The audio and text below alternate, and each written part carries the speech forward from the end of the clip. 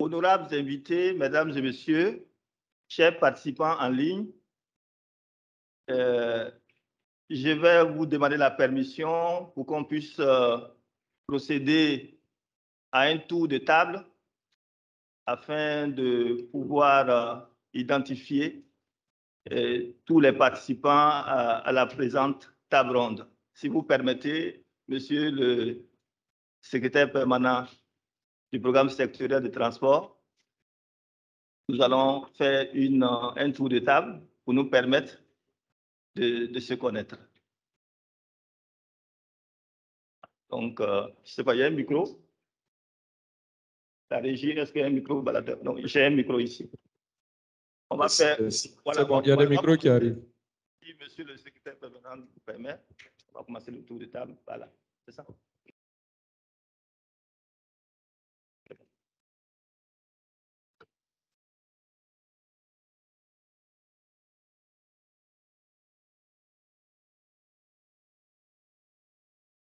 OK. Donc, rapidement, M. Daouda Diabaté, secrétaire permanent du programme sectoriel des transports. Bonjour à tous, Christian Ex, le chef de coopération suisse au Burkina Faso.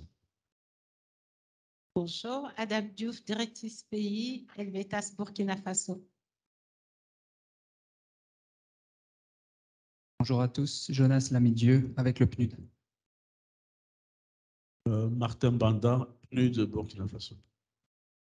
Christophe Casas, responsable gouvernance, délégation de l'Union européenne. Ispo Ouattara, chargé d'études au ministère de l'Agriculture, des Ressources animales et halieutiques. Yabré Assad, bureau d'études à 7 BTP. Sanou Benjamin, bureau d'études et suivi contrôle GID, général de l'ingénierie pour le développement.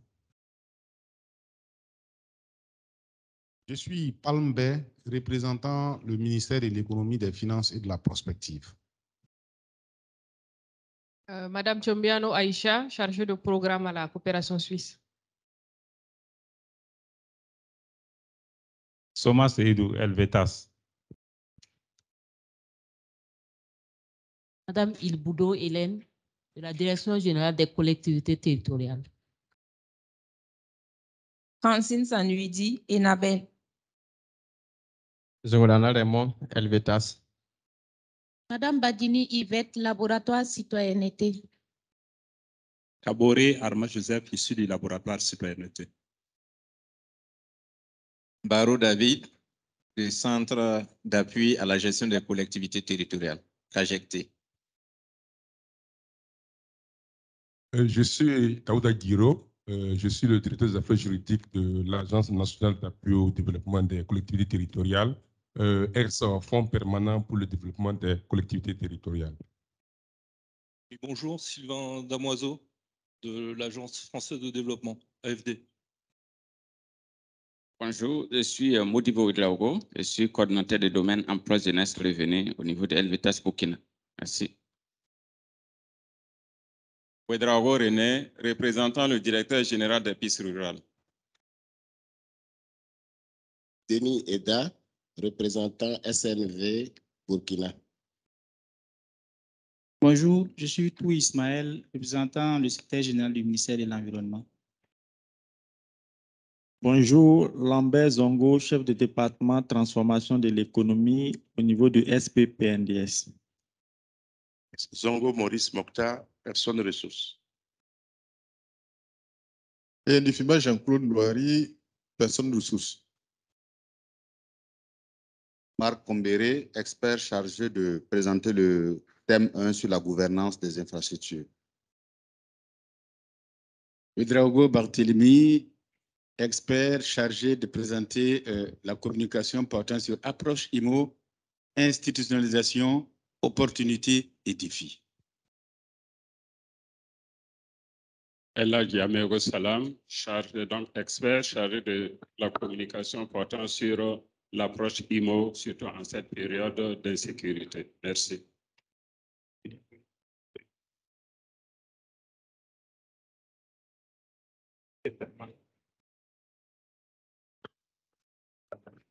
On n'a pas bien entendu. Oui. Diallo Isiaka, coordinateur du projet travaux routiers à haute intensité de main-d'œuvre. Je suis Sue Midiour, expert infrastructure, consultant, assistant technique dans le cadre du PTDU.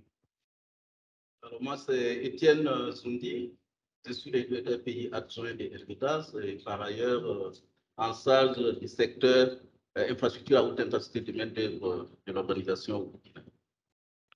Honorables participants, nous vous remercions encore pour le temps que vous consacrez pour participer à cette table ronde, connaissant bien sûr vos agendas très chargés. Je vais rapidement vous présenter le programme de la présente table ronde.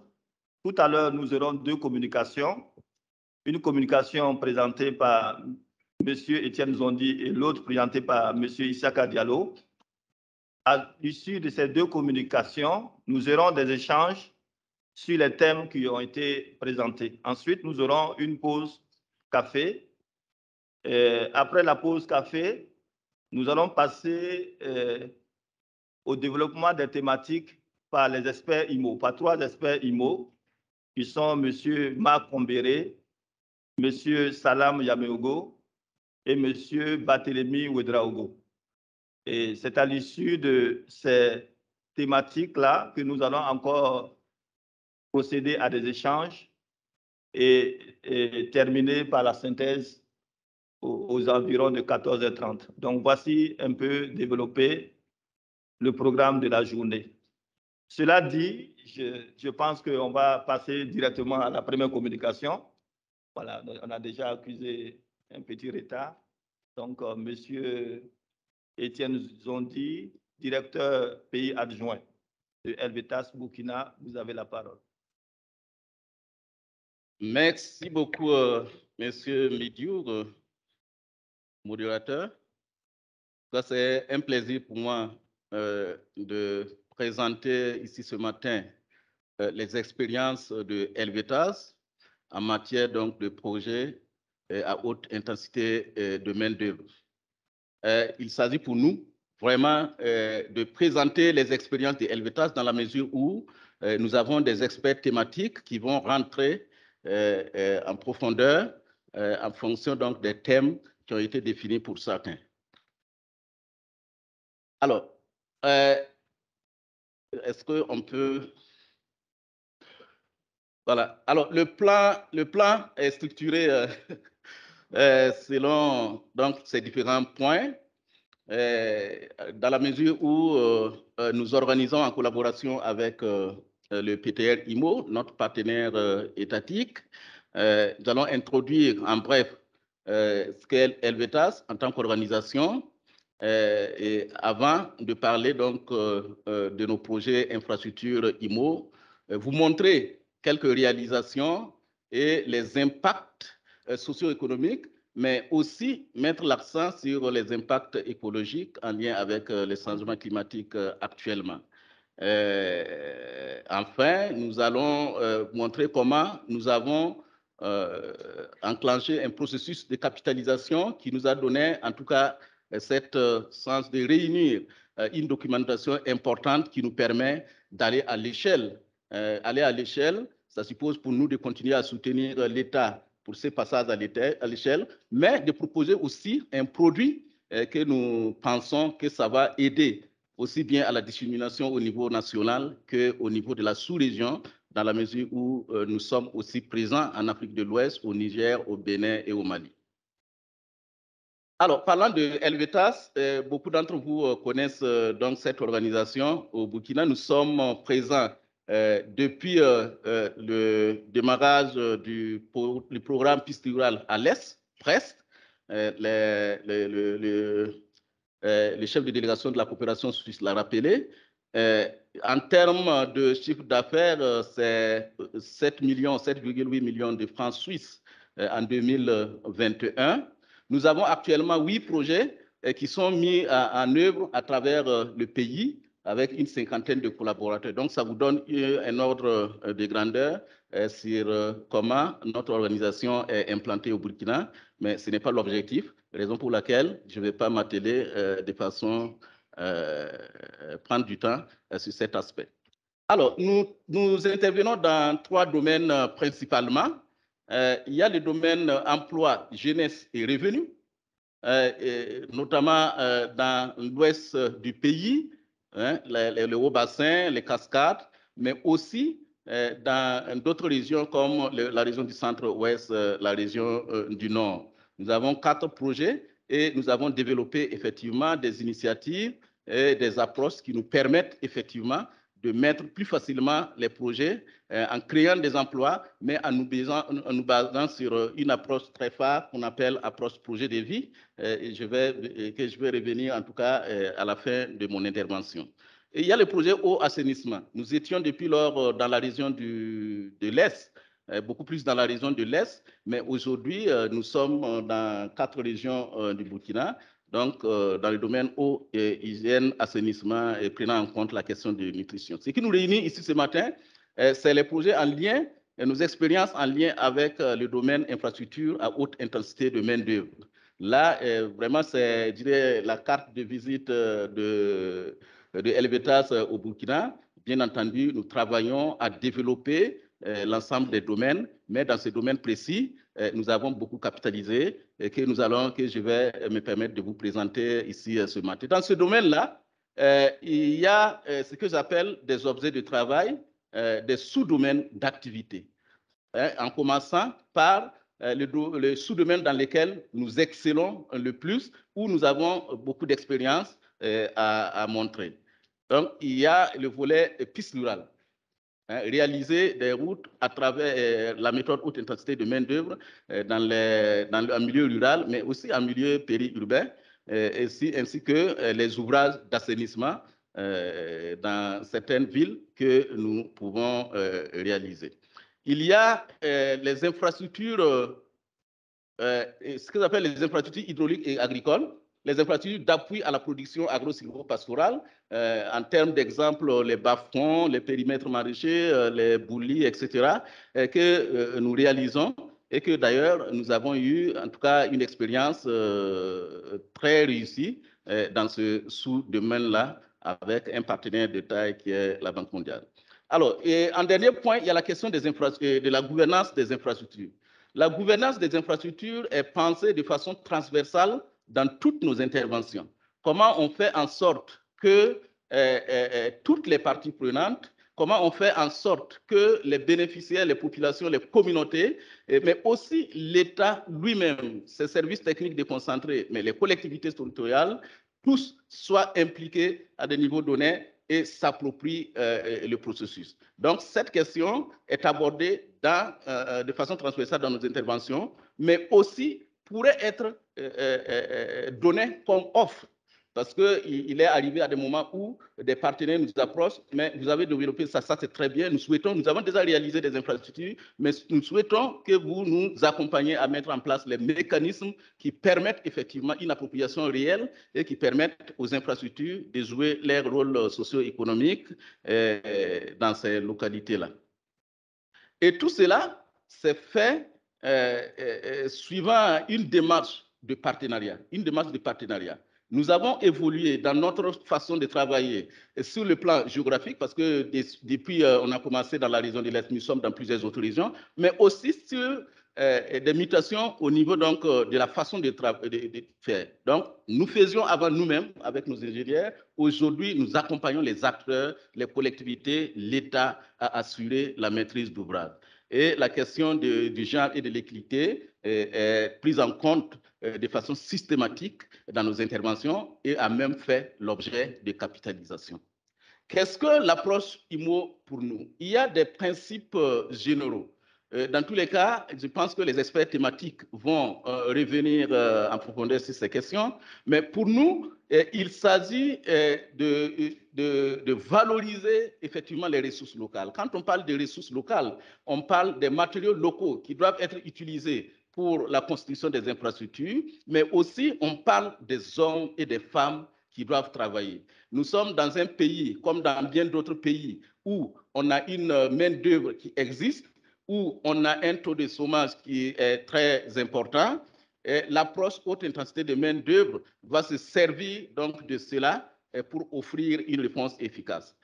il y a la question de la durabilité des investissements. J'ai l'habitude de dire que les infrastructures réalisées par la méthode haute intensité de main-d'œuvre ne constituent pas des infrastructures à rabais. Au contraire, ces infrastructures-là, il y a des mécanismes qui sont mis en place pour assurer non seulement la participation de ces populations qui construisent de leurs mains ces infrastructures, mais aussi pour assurer une gestion et un entretien efficace de ces infrastructures-là. Ce qu'on ne trouve pas dans l'approche haute intensité d'équipement, où on emploie plus de machines pour réaliser et la gestion et l'entretien devient problématique. Il y a la question des emplois décents à créer. Je dis, on n'offre pas des opportunités de travail qui consistent à mettre les populations au niveau local dans une situation de misère. Non, c'est pensé de telle sorte à ce que l'ensemble des conditions d'un travail décent soient réunies et une rémunération conséquente. Il y a ce que j'appelle des conditions. Des conditions, c'est l'expression des besoins par les populations elles-mêmes. Nous ne partons pas avec des solutions toutes faites, réponses toutes faites. Les populations sont suffisamment sensibilisées pour exprimer leurs besoins en termes d'infrastructures à réaliser, suivant les plans locaux de développement qui sont détenus par les communes et par les régions. Il faut une forte implication du reste des autorités locales. Je parle des présidents de collectivités, je parle des représentants locaux de l'État. Donc, il y a une forte implication de ces autorités-là, de sorte à assurer une durabilité, même quand le projet est arrivé à terme, même quand nous ne sommes pas sur le terrain, et que ces personnes-là, ces autorités-là et les autres parties prenantes puissent assurer une continuité et une pérennité des investissements qui sont réalisés. Alors, bien entendu, et pour réaliser des investissements à haute intensité de main-d'œuvre, la première condition, c'est qu'il y ait une main-d'œuvre qui existe. Juste un exemple, là où vous partez dans un village où les personnes se sont déplacées, ce sera très difficile de réaliser parce que la main-d'œuvre n'existe pas. Donc, ça, c'est une condition. L'existence des matériaux, l'accessibilité des matériaux locaux qui doivent être utilisés pour construire, pour réaliser, il faut que ces matériaux-là aussi soient disponibles pour assurer efficacement donc, la réalisation de ces infrastructures. Alors, je parlais tout de suite de travail décent. Il faut un paiement régulier et de la main-d'œuvre avec des espacements réduits. Parce que vous ne pouvez pas effectivement vous prévaloir de prendre votre salaire à des mois fixes et partir sur le terrain, offrir des travaux et attendre 1 mois, 2 mois pour être payé. Ce n'est pas IMO cela. C'est impérieux qu'effectivement les paiements soient réguliers aussi bien au niveau des entreprises que des personnes qui travaillent. Et enfin, IMO ne vient pas remplacer les activités économiques traditionnelles des populations. IMO vient conforter, vient accompagner, vient renforcer.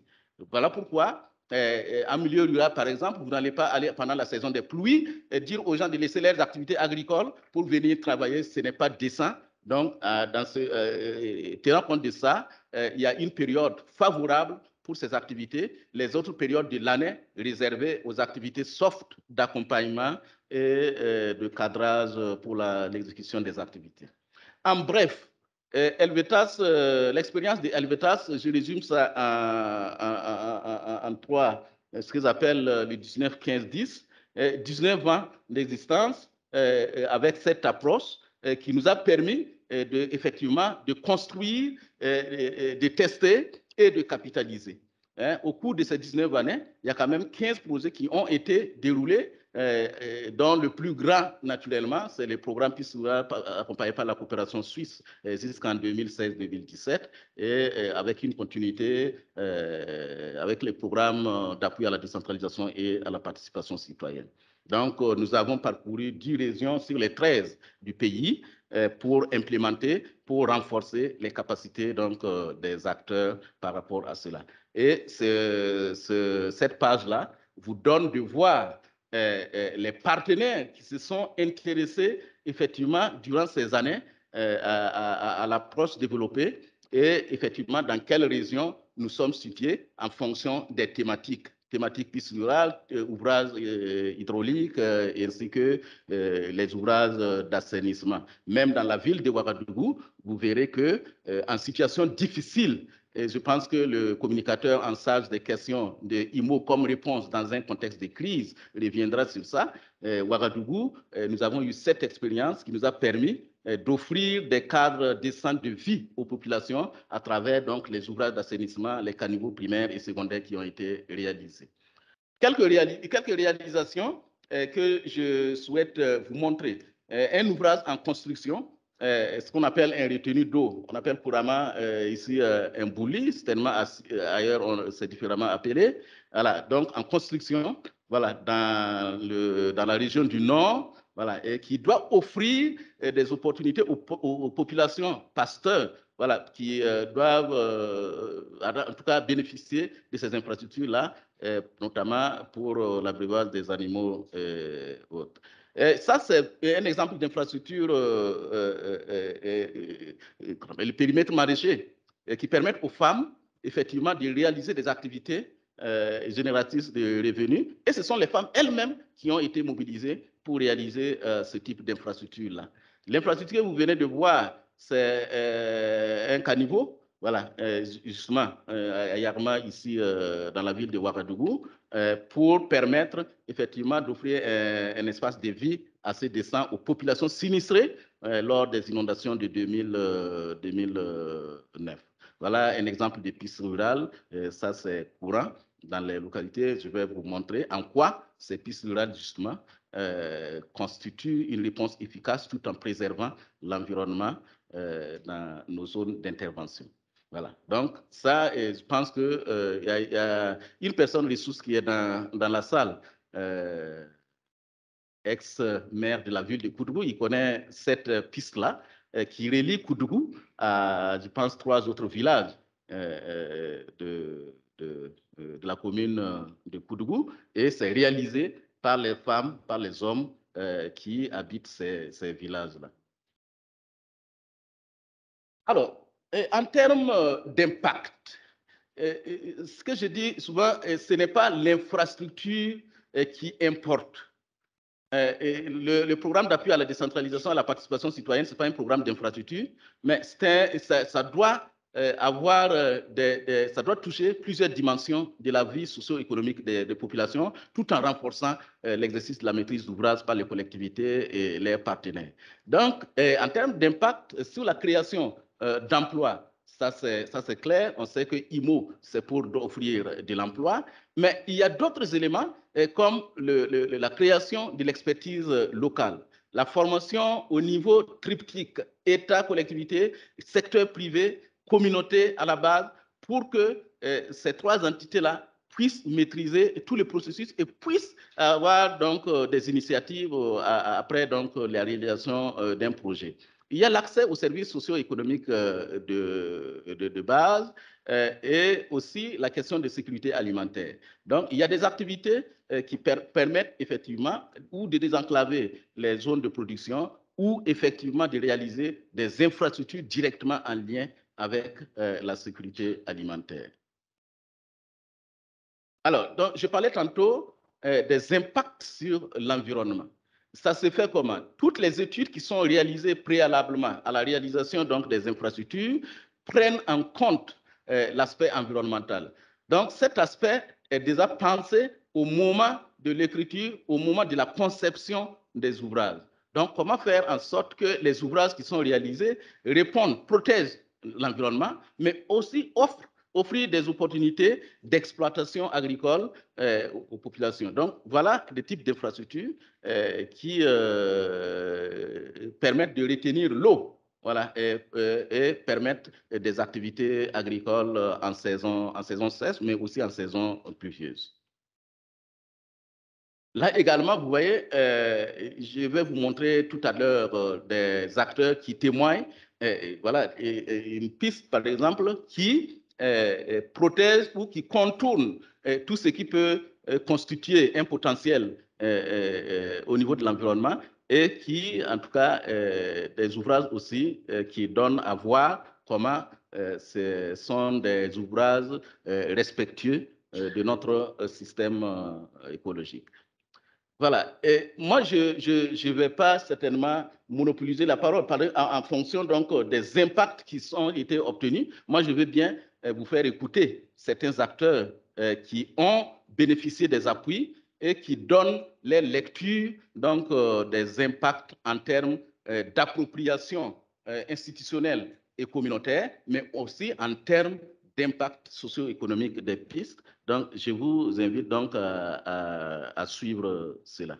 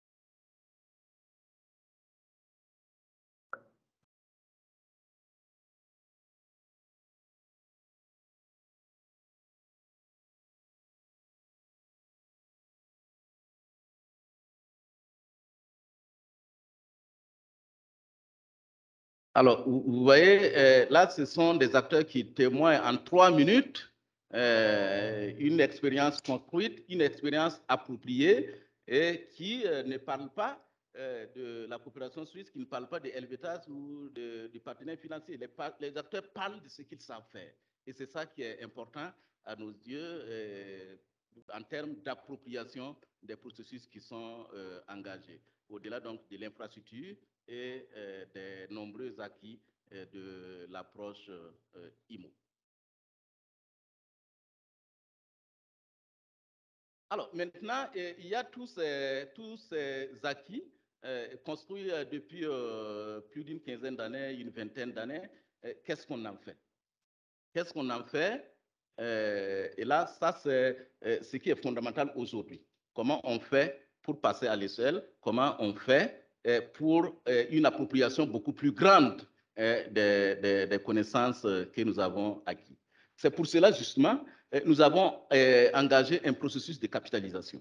Un processus de capitalisation qui nous a permis aujourd'hui de disposer d'une documentation importante en matière d'approche haute intensité de main-d'œuvre, de disposer d'une documentation importante sur les principales thématiques qui soutiennent cette approche-là. Vous voyez, nous avons dit qu'il y aura des stands. Quand vous rentrez un peu à gauche, vous voyez les deux tables là. Il y a la documentation qui est là-bas, vous pouvez vous en servir pour votre lecture par la suite. Mais en tout cas, il y a plusieurs thèmes qui ont fait l'objet de capitalisation que vous voyez, je ne vais pas les citer. Et même après 10 ans, en 2009, nous avons réalisé une étude d'impact. 10 ans après, nous avons réédité une autre étude d'impact qui est en 2021 pour voir ce que nous avons trouvé il y a 10 ans. Aujourd'hui, qu'est-ce qu'il en est? Est-ce que les impacts sont toujours là? Est-ce qu'on perçoit des avancées? Donc, et cela doit nous permettre d'aller à l'échelle. Aller à l'échelle, pour nous, c'est de soutenir effectivement la dynamique enclenchée par l'État en termes d'institutionnalisation de l'approche. Si l'État lui-même arrive à une appropriation optimale, nous pensons que l'approche IMO va être un instrument véritable de développement local. Et nous, pour notre part, nous pensons que nous devons encore travailler à une dissémination de l'approche, aussi bien au Burkina, mais aussi dans la sous-région dans laquelle notre organisation est implantée. Et pour ce faire, nous pensons que nous allons mettre en place un outil. Et cet outil, c'est ce qu'on appelle un centre de compétences et d'expertise en travaux haute intensité de main-d'œuvre. Voilà. Et vous vous demandez certainement qu'est-ce que ça veut dire, quel est le contenu. C'est un outil pour lequel nous sommes en train effectivement de penser, mais nous avons, rassurez-vous, des idées claires là-dessus. Et des idées claires là-dessus, c'est vraiment pour nous un projet de vie.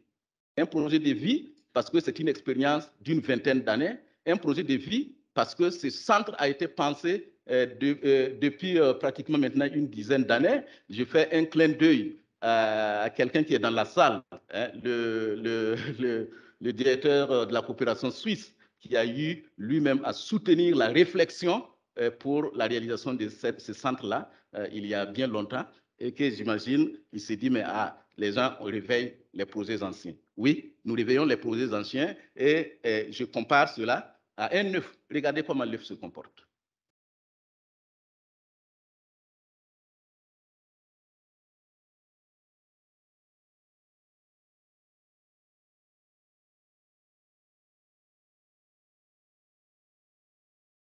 Oui, voilà. Quand un œuf, hein, à cause d'une force extérieure, se casse, la vie se termine. La vie se termine parce que la force est venue de l'extérieur. Mais quand un œuf se casse à cause d'une force intérieure, comme ce que vous avez observé, le processus, c'est une vie qui commence. Alors, ce centre que nous voulons faire, pas Helvetas seulement, mais avec l'ensemble des acteurs, avec l'État, parce que nous soutenons cette dynamique-là, c'est une vie qui commence et certainement, ça ne va pas devenir grand, ça va commencer comme ce poussé qui s'est levé et qui crie, et nous pensons cheminer ensemble, effectivement, avec l'ensemble des acteurs pour y arriver. Donc, alors, ce centre-là va offrir effectivement des services pour accentuer la capacité et le potentiel d'accompagnement en termes donc de travaux à haute intensité de main-d'œuvre, en termes de renforcement des capacités, en termes de backstopping, en termes donc d'accompagnement pour la mise en place des projets, mais aussi des services en termes de transfert de connaissances, en termes de questions-réponses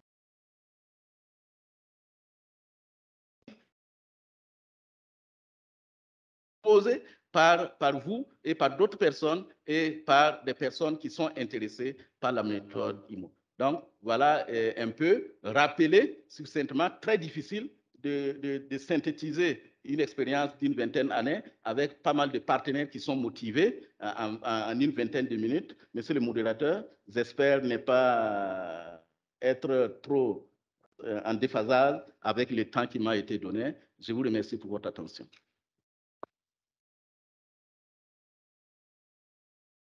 Merci, Monsieur Zoundi, pour cette belle présentation. Nous allons continuer directement avec la présentation de Monsieur le coordinateur du PTRI. Monsieur Diallo, vous avez la parole. Merci, Monsieur Bidio.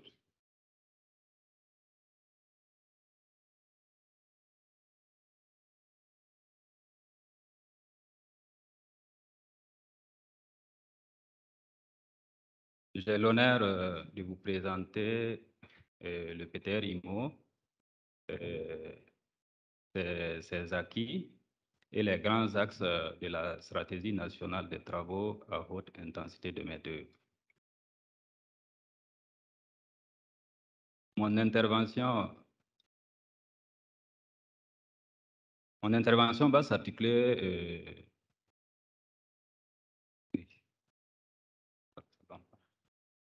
s'articuler autour des grands points suivants.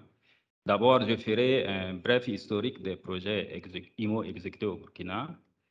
Ensuite, je vais présenter le projet travaux routiers à haute intensité de main-d'œuvre, faire le bilan de ces activités et présenter de façon succincte la stratégie nationale des travaux à haute intensité de main-d'œuvre qui est en cours d'adoption par l'autorité, et le tout encadré par une introduction et une conclusion.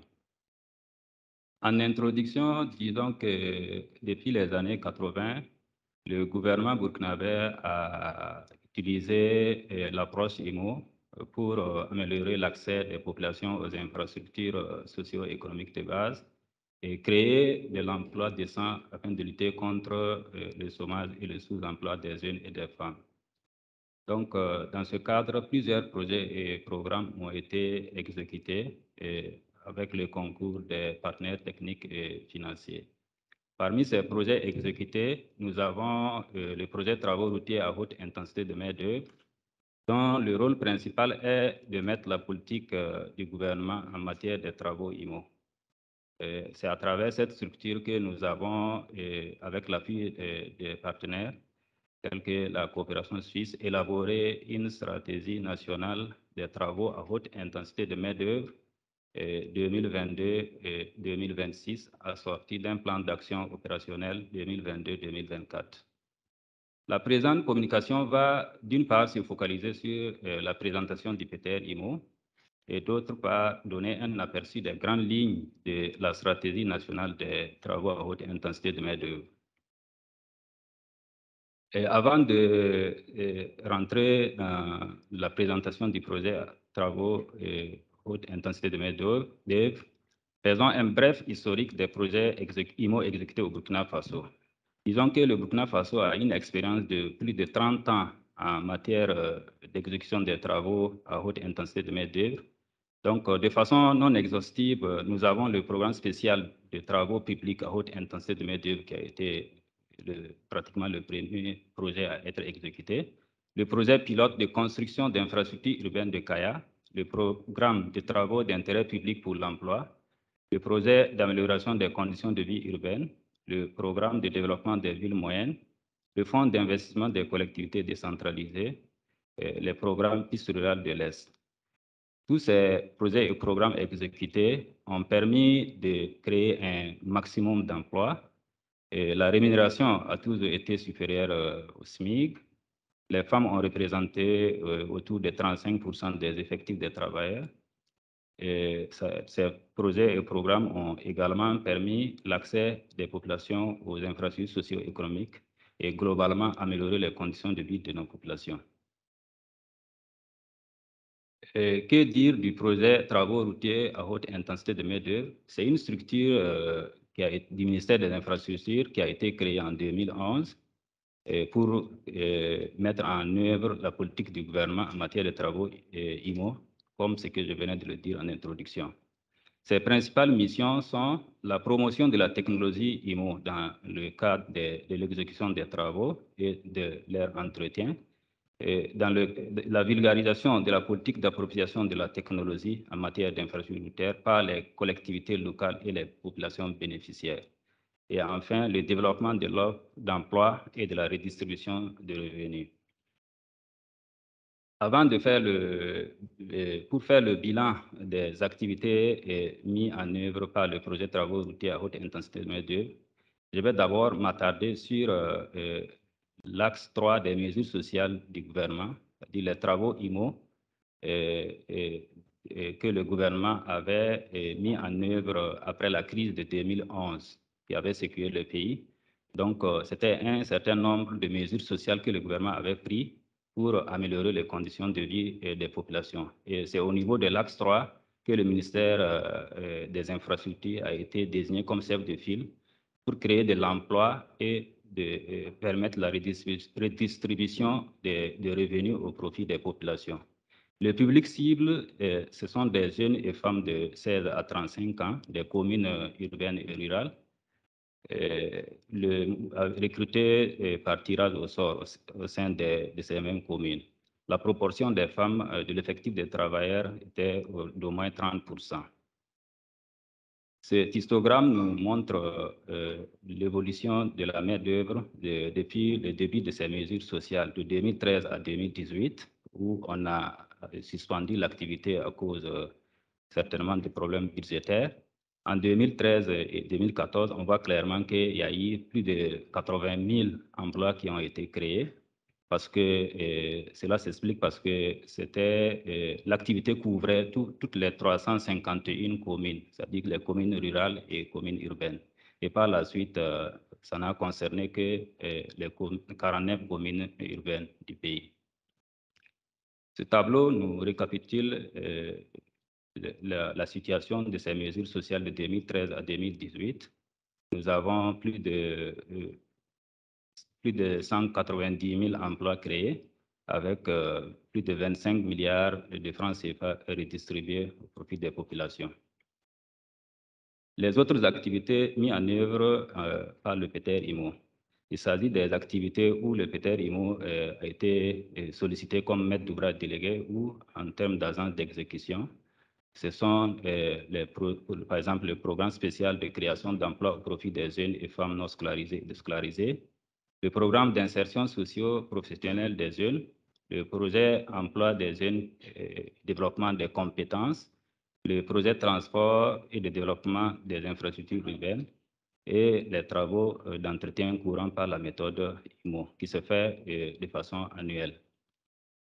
Ce tableau nous récapitule les détails de ces projets. Nous avons également ici plus de 13 milliards qui ont été redistribués avec près de 95 000 emplois créés, soit au total plus de 290 000 emplois temporaires créés et plus de 39 milliards de francs CFA comme allocation.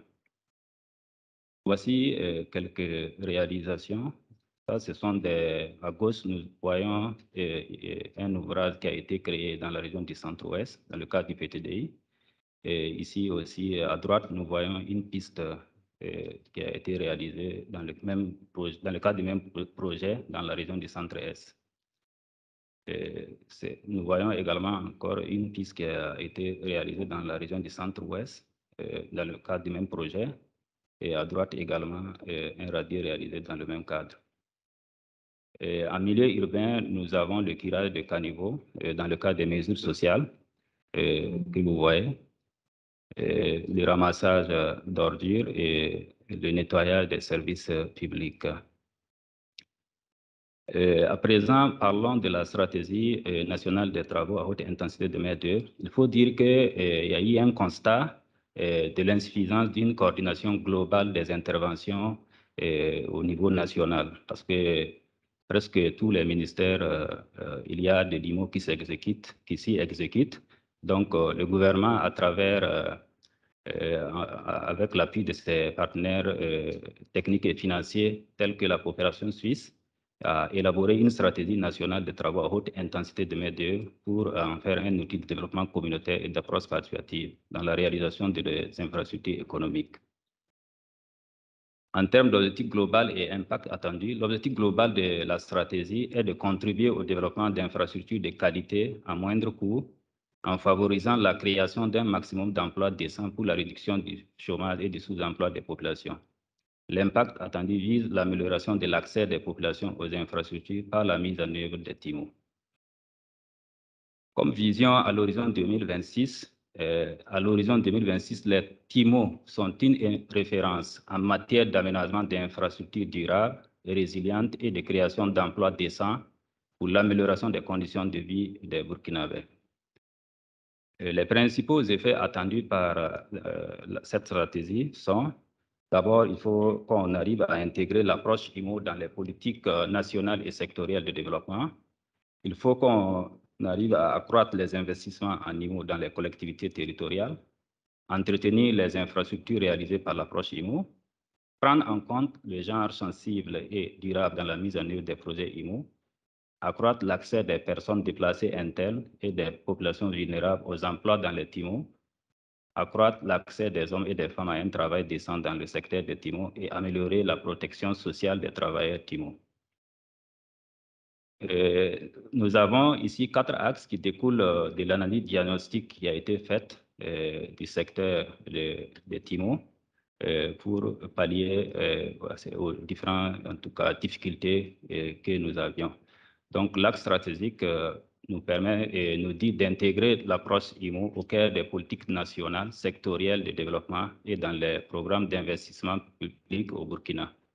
L'axe stratégique 2, création d'un environnement politique, juridique et institutionnel favorable à la promotion de l'approche IMO.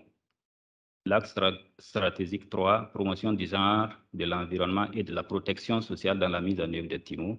Et enfin, l'axe stratégique 4, renforcement des capacités techniques et managériales des acteurs impliqués en matière des TIMO. Les principales activités contenues dans le plan d'action opérationnel, c'est d'abord organiser des ateliers de sensibilisation et de formation des acteurs sur l'approche IMO. Il est prévu la construction de 400 km de pistes rurales, la réalisation de 50 km de caniveaux, la réalisation de 1500 mètres linéaires de riz pavés, l'entretien des routes et pistes rurales, et surtout l'institution d'une durée de 6 mois de travaux IMO au profit des groupes vulnérables, la construction et l'équipement d'un centre de formation à IMO pour renforcer les capacités des différents acteurs, et la dotation en équipement et matériel d'entretien aux collectivités territoriales.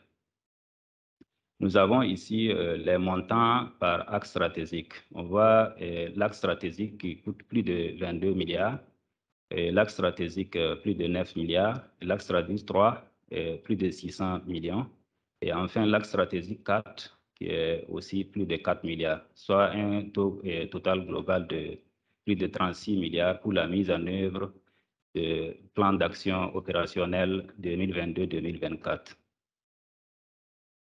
Comme dispositif de mise en œuvre de la stratégie, il est prévu la création d'un secrétariat permanent des travaux IMO qui va mettre en œuvre le plan d'action triennal glissant. Comme stratégie de mobilisation des ressources, il est prévu 2 types. Il y a les ressources endogènes constituées du budget de l'État, l'apport du secteur privé dans la TPA, la taxe patronale, et les ressources extérieures constituées des coopérations bilatérales, multilatérales et des jumellages. En conclusion, disons que le gouvernement, à travers le PTR IMO, de par ses activités, contribue à la création d'emplois et de revenus au profit des couches vulnérables. L'adoption de la stratégie nationale des travaux à haute intensité de main-d'œuvre par les autorités constituera une belle opportunité dans le processus d'institutionnalisation de l'approche IMO au Burkina Faso. Au regard du contexte particulier actuel marqué par la crise sécuritaire, cette approche pourrait constituer l'une des meilleures alternatives pour une réponse adéquate. Donc, aujourd'hui, il est donc plus que nécessaire que les acteurs s'investissent pour la mise à l'échelle de cette approche IMO afin de contribuer à améliorer les conditions de vie de nos populations. Je vous remercie de votre aimable attention.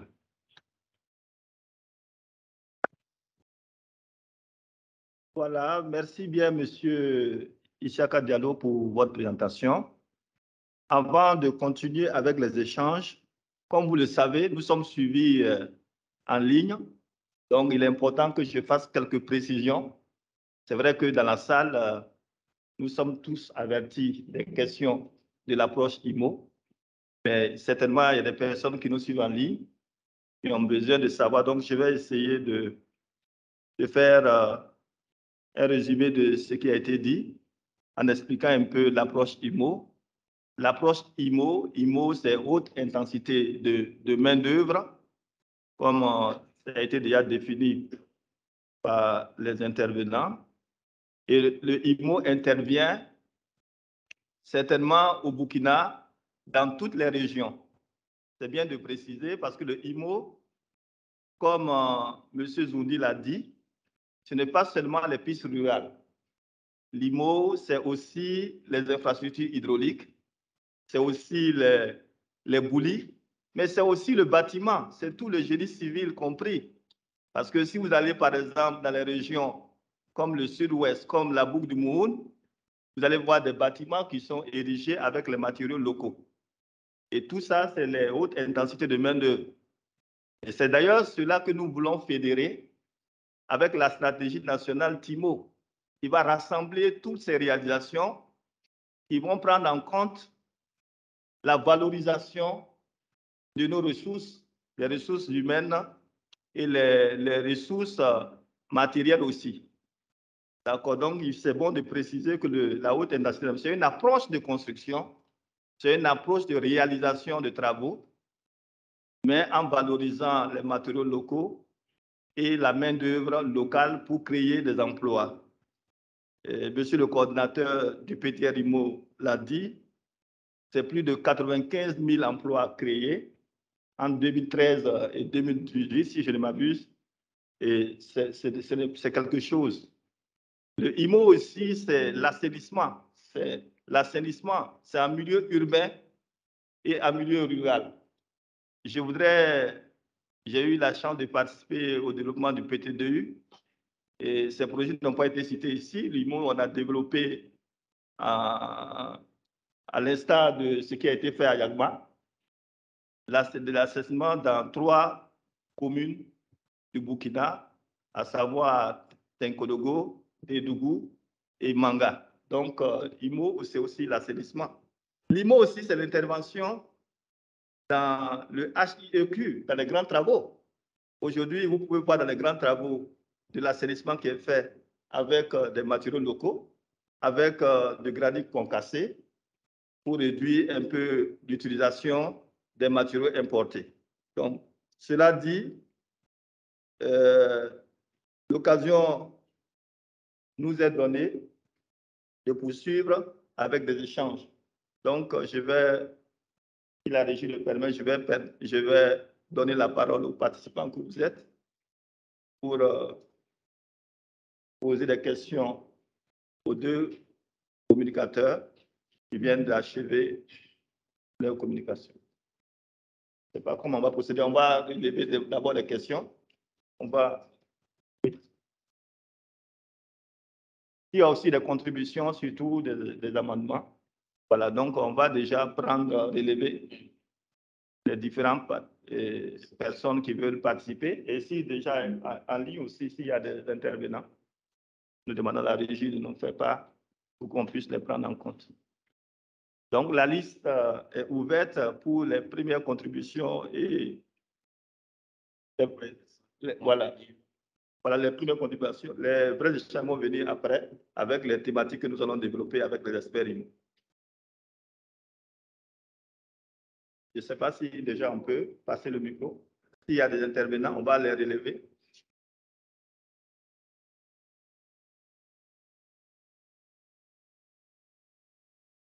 Est-ce qu'il y a des personnes qui veulent apporter? Oui. Vous vous présentez et puis bon, on va aller progressivement en même temps. On va pas les laisser. On va aller progressivement. Allez-y.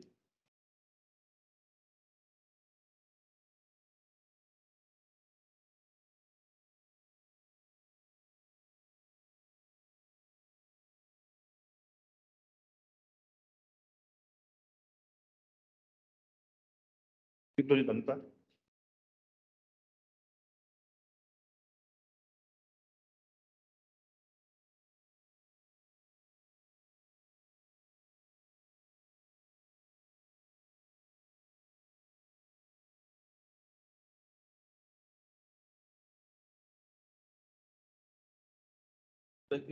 Parce qu'il y a certains participants qui envoient des messages. Voilà, donc Oui, on va relever. c'est bon de relever puis nous Il y a transmettre. un problème de son. Problème de son. Donc, ça veut dire qu'ils ne sont pas entendu. Ils n'ont pas entendu la communication. Donc, bon, on va revenir avec une synthèse plus tard. Il y a beaucoup qui sont répartis, effectivement. D'accord. Oui, le son ne suit pas. Modérateur, j'ai le micro, je ne sais pas comment on procède. Oui, allez-y, allez-y, posez directement, apportez votre amendement. D'accord, merci. Présentez-vous et bon, encore une fois, si possible, et puis bon, voilà. D'accord, merci beaucoup. Moi, comme je l'ai dit, je suis Lambert Zongo du SPPNDS. Donc, je saisis cette occasion pour féliciter les organisateurs dans un premier temps et les communicants qui nous ont en tout cas livré un peu la quintessence de la philosophie de cette approche qui aujourd'hui est sans nul doute d'un apport dans le processus de développement.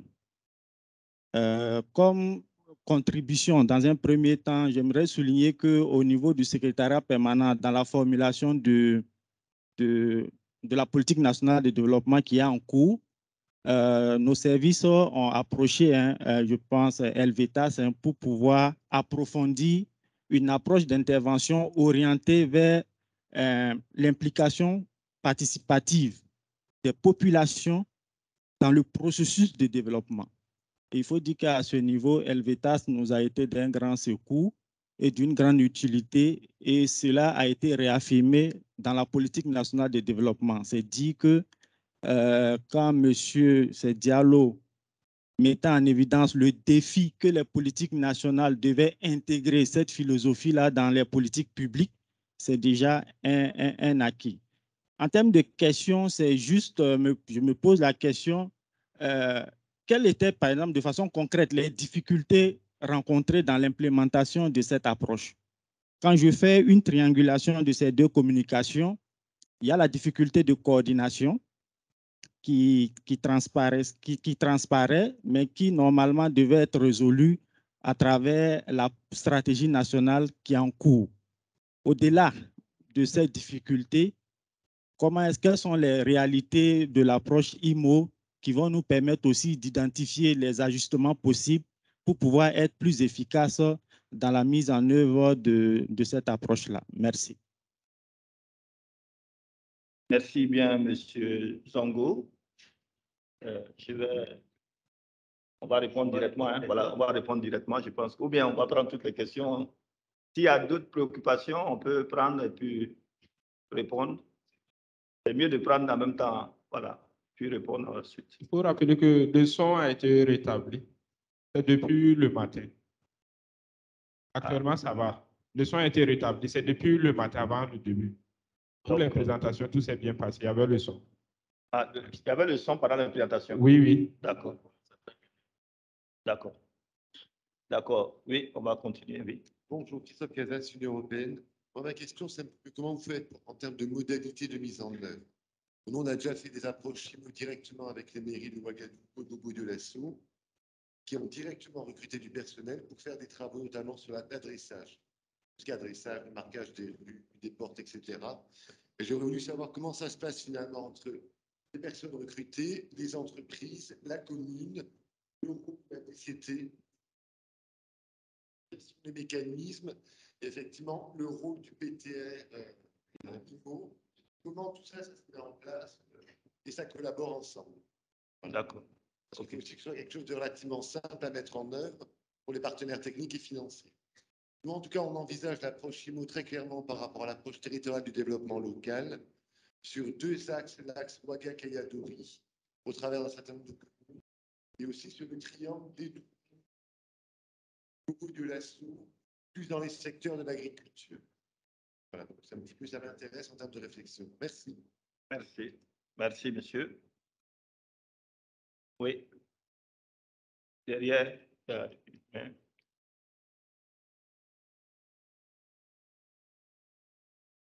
Je suis Hubert Palm, du secrétariat général du ministère de l'économie, des finances et de la prospective. Mon intervention va porter sur les éventuelles difficultés dans la mise en œuvre de l'approche IMO. Parce que des deux communications qui nous ont été présentées, on n'a pas fait cas des difficultés qui ont été rencontrées sur le terrain, que ce soit peut-être au niveau institutionnel, au niveau de la mobilisation des populations, même cette approche. Et la seconde question que j'avais, c'est le financement de la mise en œuvre de l'IMO. C'est PTF qui met en œuvre directement quelle est la participation de l'État et à travers les collectivités, quelle est leur participation. Parce que quand on réalise une infrastructure, il faut qu'on puisse dire qui a financé à hauteur de combien. Ça permet de pouvoir bien analyser la réalisation et de savoir comment on peut l'implémenter si le partenaire n'intervenait plus. Ce sont mes deux questions. Merci. Merci bien, monsieur Palm.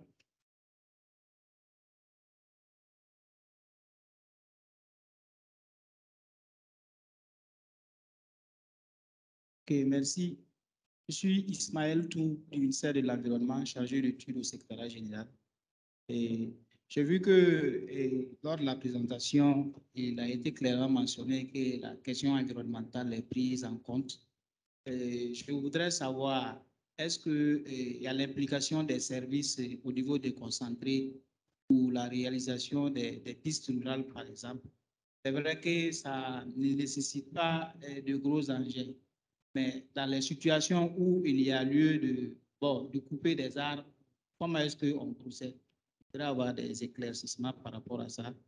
Et s'il n'y a pas de difficultés avec les services de l'environnement dans la mise en œuvre des travaux IMO. Ça, c'est la question. Merci. Merci, monsieur Tou. Oui.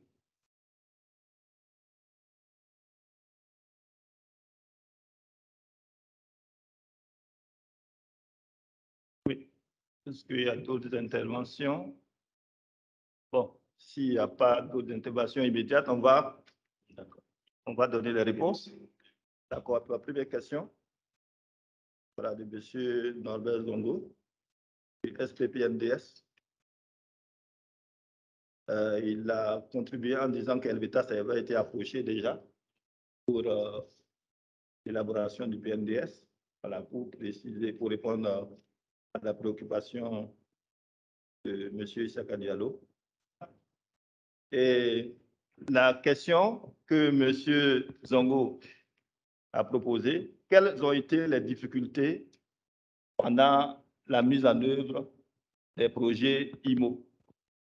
Et à quelle réalité les structures présentes ici, le PTR IMO et Elvetas, ont été confrontées? Merci beaucoup pour la question. Ce n'est pas PTR IMO, vous me donnez l'autorisation de commencer, c'est ça? Alors, oui, les présentations donnent effectivement l'impression qu'il n'y a pas de difficultés. Oui, vous avez raison, il y a des difficultés. SPPNDS, franchement, nous vous remercions de la démarche que vous avez faite. J'ai pu rencontrer le secrétaire permanent lui-même et puis vous, je pense. Voilà, et nous avons fourni tous les éléments qui permettent à l'État de pouvoir prendre en compte les aspects qui vous semblent importants dans la politique nationale de développement et je suis content d'entendre que ces choses faites. En termes de difficultés, je vais indexer les principales difficultés. Probablement, mon collègue de PTR IMO va compléter.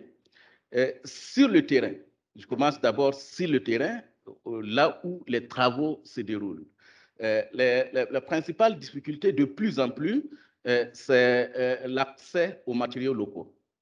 Dans les zones où vous avez vu dans ma présentation, j'ai dit qu'il y a des préalables. Il faut la disponibilité de la main-d'œuvre, mais il faut aussi la disponibilité et l'accessibilité des matériaux locaux.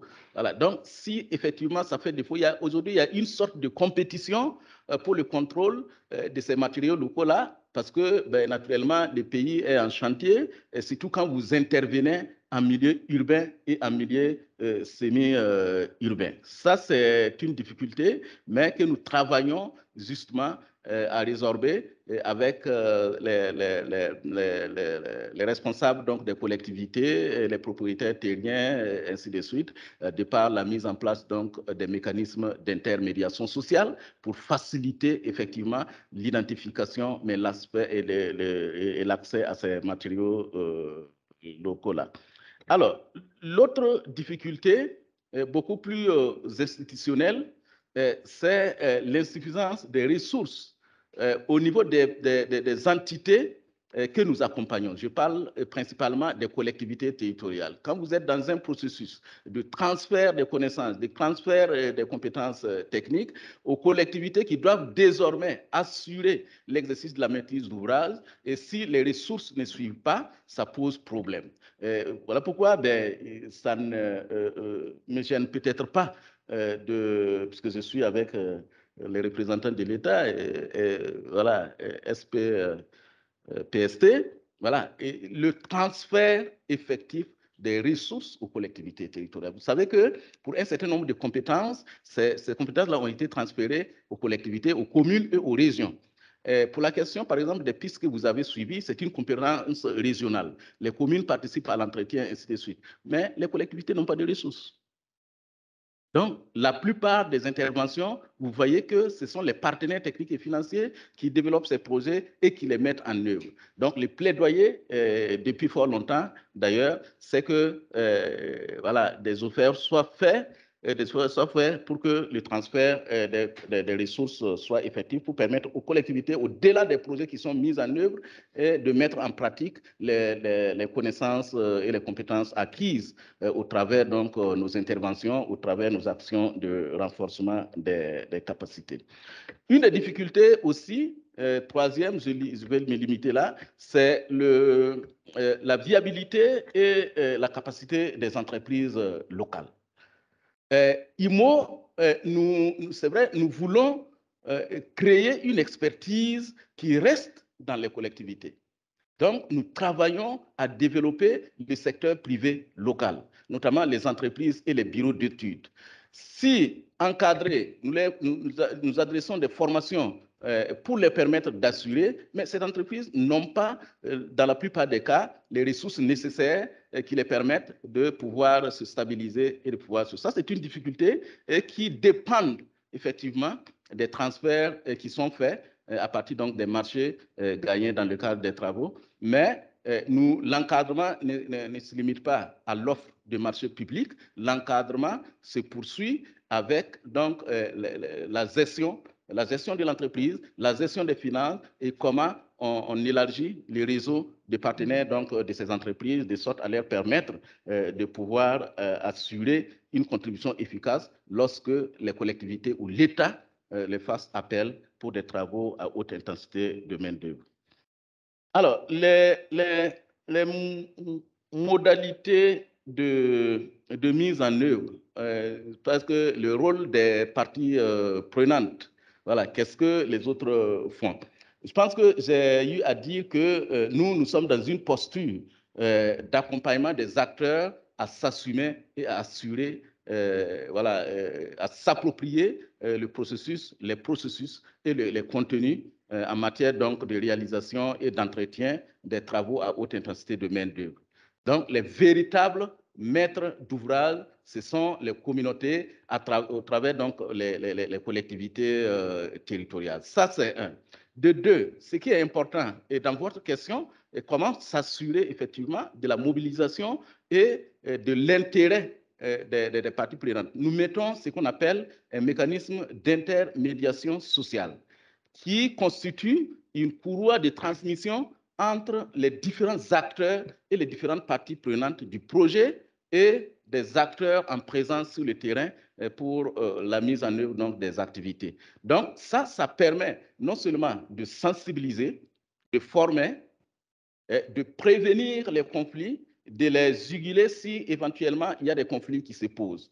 Et ça, cette approche d'intermédiation sociale qui a d'ailleurs fait l'objet de capitalisation, vous pouvez avoir la fiche à l'entrée, ça a permis de réaliser l'ensemble des projets et ça a insufflé cette dynamique de renforcement donc, de la cohésion sociale. Donc, vous avez des opérateurs d'intermédiation sociale qui sont recrutés et qui sont dans les localités dans lesquelles les travaux se mènent et qui, ma foi, apportent une contribution tangible à la mise en œuvre en termes de facilitation, en termes de connexion et en termes de formation avant, pendant et après la réalisation donc, de ces infrastructures-là. Donc, en résumé, maître d'ouvrage, collectivité pour renforcer les communautés, nous, posture d'accompagnement, transfert de compétences, travail d'autonomisation des acteurs et accompagnement de l'État à l'appropriation nationale et à comme on appelle, à l'institutionnalisation de l'approche. Alors, par rapport à la question sur la contribution des acteurs, est-ce que c'est donné à 100% ou bien quand même les acteurs contribuent? Oui, les acteurs contribuent. Si je prends l'exemple donc de la réalisation des pistes, les communes, avant que le projet on commence l'implémentation du projet, il y a toute une campagne de sensibilisation et d'information pour que les collectivités elles-mêmes aient des connaissances très précises sur ce qui va se faire.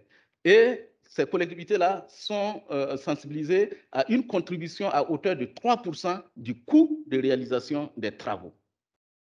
Ce n'est pas le coût du projet, mais le coût de réalisation des travaux. Ça veut dire que si les travaux coûtent, un exemple, 100 millions, voilà, il y a 3% des 100 millions voilà, que la collectivité doit contribuer. Il y a plusieurs mécanismes développés par les collectivités en termes de mobilisation des ressources pour assurer leurs contributions.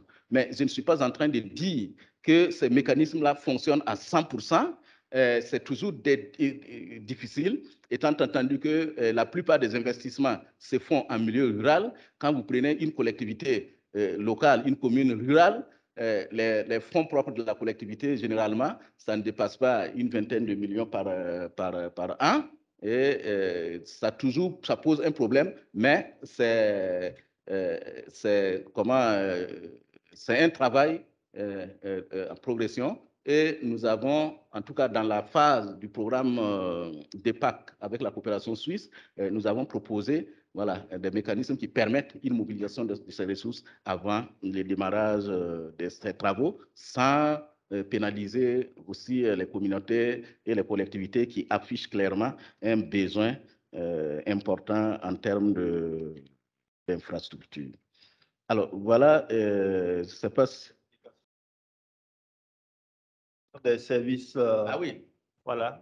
L'implication des services de l'environnement. Voilà, oui, c'est très exact. C'est très important cette question. Toutes les fois que nous avons des discussions avec les partenaires et avec l'État, la question revient.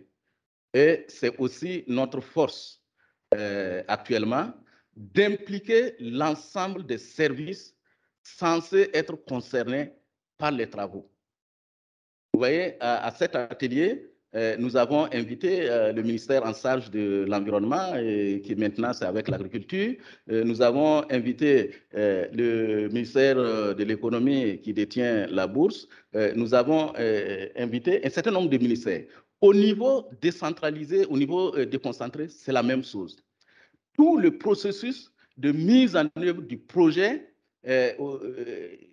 concerne également ces ministères-là, dont le ministère de l'Environnement.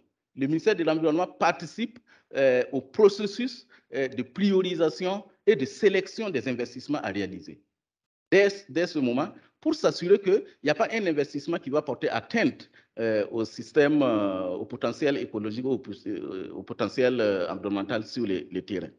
Pendant les études, nous élaborons ce qu'on appelle une notice d'impact environnemental et social, pour permettre, dès cette étape-là, d'intégrer l'aspect environnemental dans la conception des ouvrages, mais aussi dans les réparations possibles, si effectivement, et comme vous le dites, on venait à détruire les arbres. Mais dans la présentation, dans la vidéo, vous avez vu qu'il y a un maire qui dit qu'on ne détruit même pas les arbres. Donc, les maires même maîtrisent le processus plus que nous, qui sommes en train donc, de nous adresser à vous. On fait tout, effectivement, pour ne pas porter atteinte au potentiel qui existe déjà. Donc, après l'élaboration de la notice d'impact, c'est accompagné d'un plan d'action. Pour la mise en œuvre donc, des activités de restauration et de renforcement des potentiels qui existent. Et ce plan d'action est mis en œuvre par les acteurs sur le terrain qui bénéficient des différents appuis. En plus donc de ce que je vous ai montré en termes d'images sur ces ouvrages-là, qui au contraire permettent de renforcer les potentiels écologiques sur le terrain.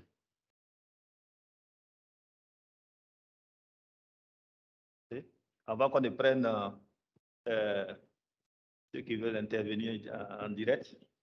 Je ne sais pas si... d'accord. D'accord. D'accord. Donc, on va revenir avant de sortir. Merci bien, Madame la directrice. Je peux aller. Merci, M. Midio. Je pense que M. Zoundi a fait le tour de toutes les difficultés liées à cette approche. Ce qui me paraît important de relever, c'est surtout la méconnaissance de l'approche au niveau des acteurs et au niveau des plus hautes autorités. Donc, voilà pourquoi il est prévu dans le cadre de la stratégie des ateliers de sensibilisation auprès de ces autorités pour qu'ils puissent en tout cas avoir le bien fondé de cette approche afin qu'on puisse prendre des textes, parce que dans la stratégie, il est prévu aussi de prendre un certain nombre de textes pour que cette approche soit institutionnalisée. Je pense, par exemple, il faut qu'on dise clairement, dans le cadre de l'exécution des travaux, qu'on cite nommément un certain nombre de tâches, suivant un décret ou quelque chose comme ça, pour qu'on puisse les intégrer dans le cadre de l'exécution des travaux. Il y a aussi le problème du financement. Il faut qu'on en arrive à carrément fixer un pourcentage au sein des ministères pour qu'on puisse prendre la question des travaux IMO également. Bon, par rapport au financement, il y a une question qui était liée un peu au financement. Quand on prend par exemple le PTDI, il y a une partie qui est financée par les partenaires techniques, il y a la contrepartie de l'État, et il y a les mesures sociales que vous avez développées entre-temps qui sont exclusivement financées par le budget de l'État. Voilà ce que je voulais ajouter. Merci. Okay. Merci bien, M. Diallo. Je ne sais pas si, pour ma part, on a parcouru l'ensemble des préoccupations relevées. Oui, Annie, je sais, je vais revenir par là d'abord pour Madame la directrice pays, je ne sais pas.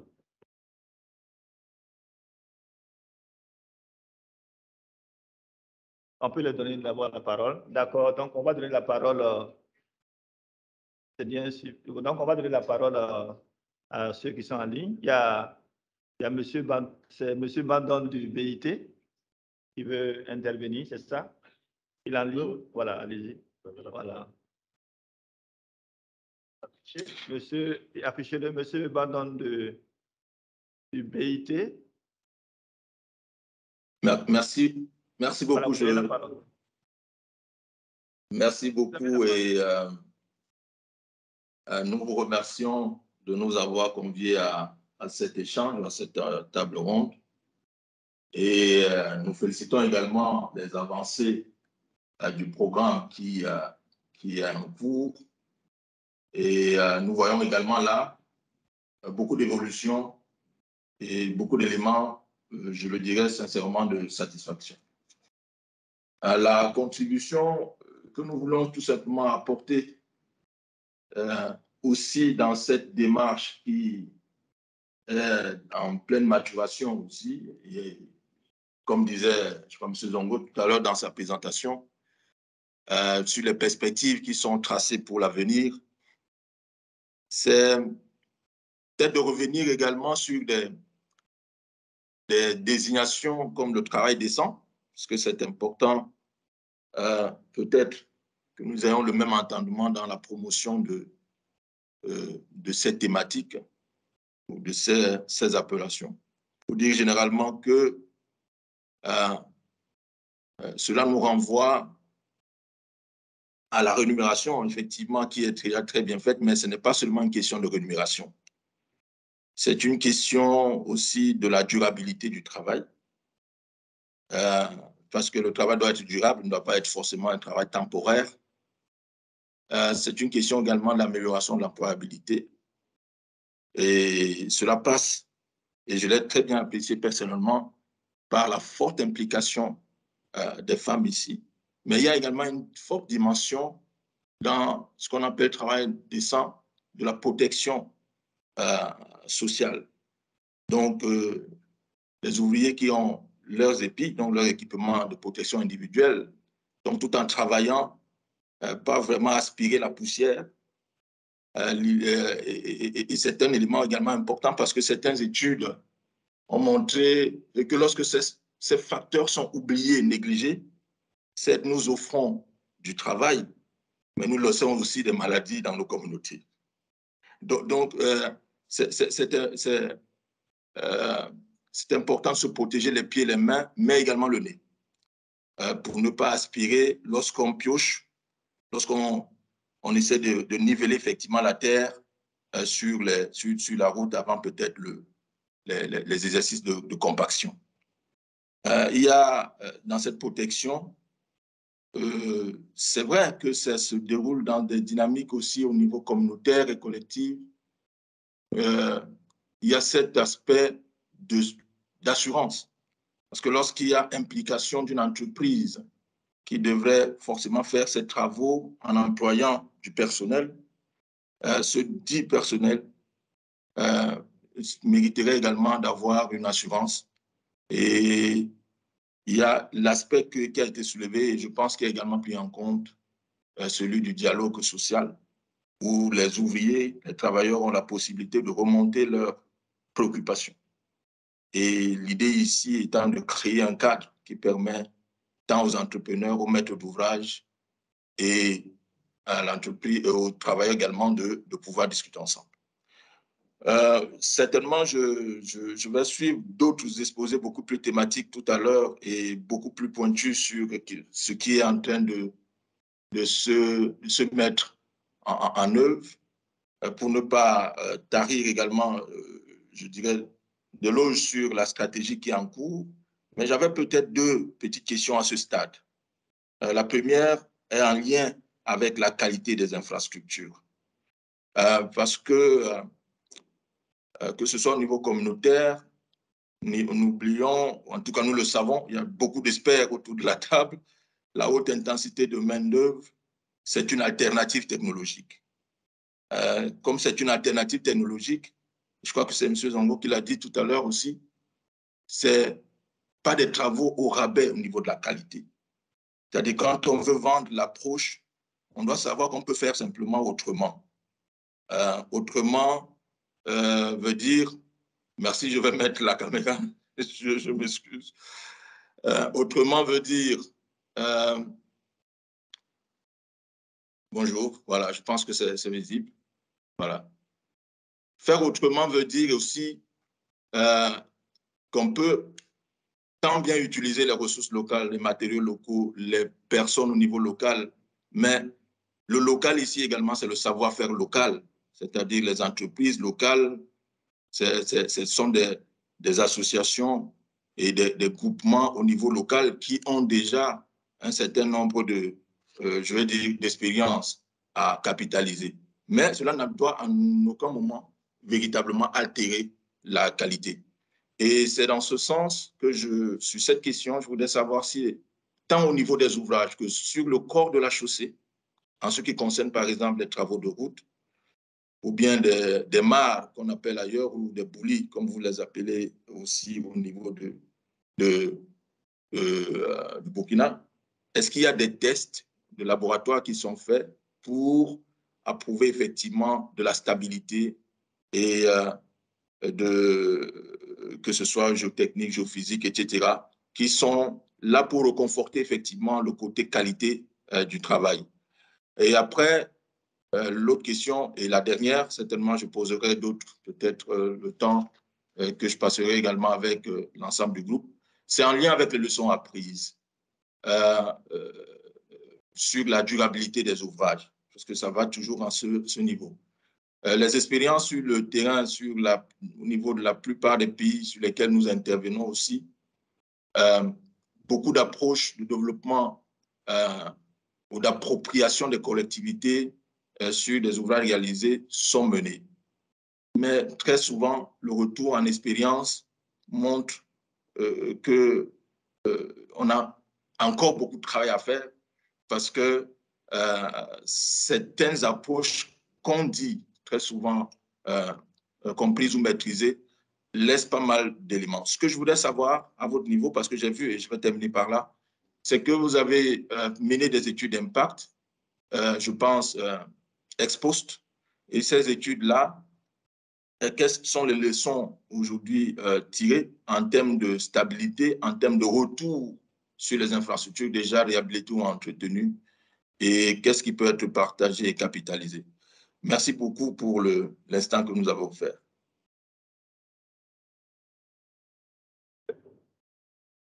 Nous vous revenons pour les réponses à vos questions. Je vais commencer par Monsieur Zoundi, toujours, parce qu'il y a des questions qui sont liées directement aux études d'impact qui ont été déjà réalisées, que LVETAS a déjà réalisées. Voilà. Donc, on va commencer par vous et puis voilà. Terminer par Monsieur Isaac. Merci.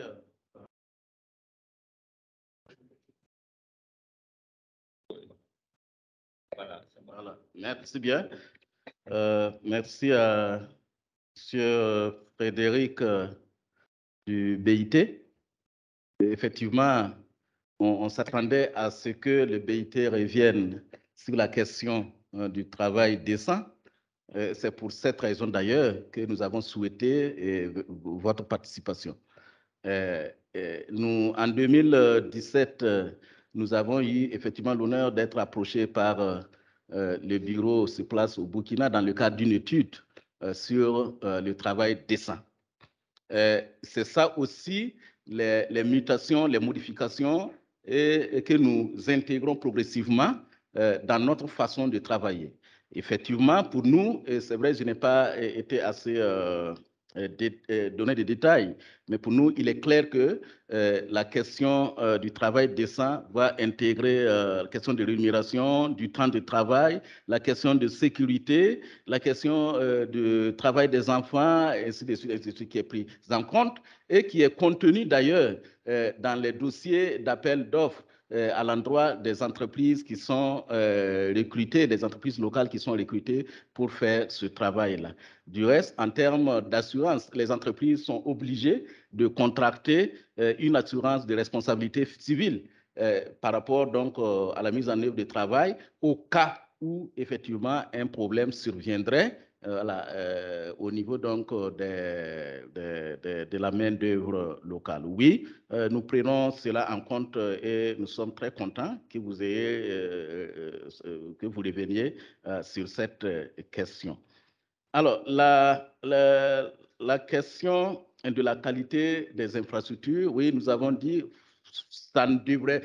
c'est pas les infrastructures à haute intensité de main-d'œuvre ne sont pas des infrastructures au rabais. C'est vrai, il y a la question de l'entretien, des mécanismes d'entretien qui sont mis en place, mais il y a la question première de la technicité et de la conformité des infrastructures qui sont réalisées. Au Burkina, nous avons travaillé avec l'État, le ministère des Infrastructures, en 2011 à 2012, je pense, tel que Salem pourra me préciser ça.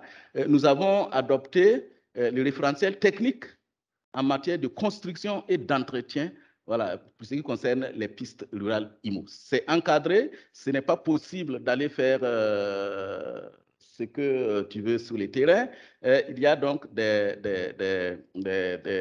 aspects techniques et des aspects fondamentaux à considérer. Et ça, c'est l'État lui-même qui reste regardant et qui reste garant voilà, par rapport donc à cette question.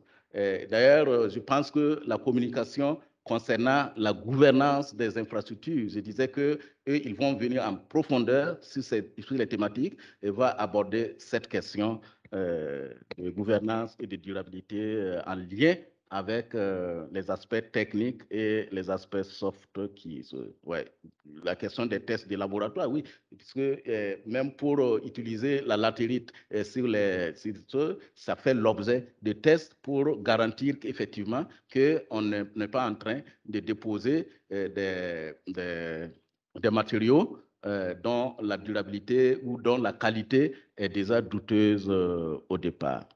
En termes de leçons apprises, l'étude que nous avons menée l'année dernière a montré clairement qu'il y a deux dimensions à considérer en termes d'impact. Il y a l'appropriation sociale, l'appropriation communautaire et institutionnelle de l'approche. L'étude a montré qu'il y a une nette progression par rapport à il y a une dizaine d'années. Aujourd'hui, vous avez suivi la vidéo, je ne sais pas si vous étiez connecté quand ça passait, mais les collectivités montrent clairement que c'est leur affaire. Voilà, qu'elles savent plutôt faire et qu'elles savent les processus et le contenu. Donc ça, c'est un aspect que l'étude a révélé à travers un score, justement, en fonction des collectivités voilà, qui ont été prises en compte. Le deuxième aspect, c'est les impacts socio-économiques. L'étude montre clairement qu'à minima, lorsque vous investissez de l'argent, sur 3 ans, vous avez à minima 3 fois le montant de l'investissement initial. Vous avez au moins 3 fois. Il y a des localités où ça va de 3 à 10 fois sur 3 ans. Donc, en termes d'analyse coût-bénéfice. Et les impacts socio-économiques sont clairs sur l'accès aux infrastructures socio-économiques de base, mais aussi aux conditions de vie. Parce que la plupart des populations sont dans des secteurs d'activité, agriculture, élevage. Qu'est-ce que les investissements permettent en termes de croissance au niveau de ces secteurs-là? L'étude montre évidemment des progrès très significatifs dans ce domaine. Et nous avons la chance, nous avons un résumé de l'étude qui est également déposé au niveau donc, du bureau que les participants peuvent s'approprier. Je ne sais pas si vous avez oublié, l'État PTR IMO va compléter, oui. Oui. Merci. Bon, je vais revenir juste pour dire que il y a un référentiel effectivement technique d'aménagement des pistes et d'entretien qui est disponible, sur la base duquel on réalise nos pistes IMO. Et il y a également des carrières où on prélève les matériaux latéritiques qui sont déjà testés, où les matériaux sont conformes. Pour dire que aujourd'hui, les IMO, il faut qu'on arrive à briser quand même la réticence d'un certain nombre d'acteurs qui pensent toujours que ce sont des infrastructures au rabais. Et donc, je pense qu'il faut qu'on soutienne cette approche parce que les travaux sont réalisés, en tout cas, selon un certain nombre de critères techniques bien étudiés. Merci. D'accord. Merci bien, Monsieur Diallo. Je crois que s'il y a une autre question en ligne, on va la prendre parce qu'on a déjà accusé près d'1 heure. Je ne sais pas s'il y a une autre question en ligne.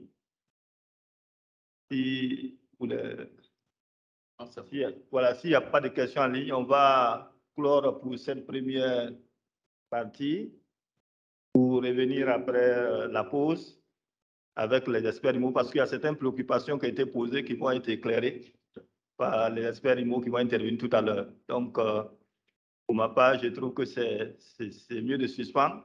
Au retour, après l'exposé des experts, nous serons plus éclairés et nous pourrons répondre à certaines questions. Voilà, donc je vous remercie pour votre attention.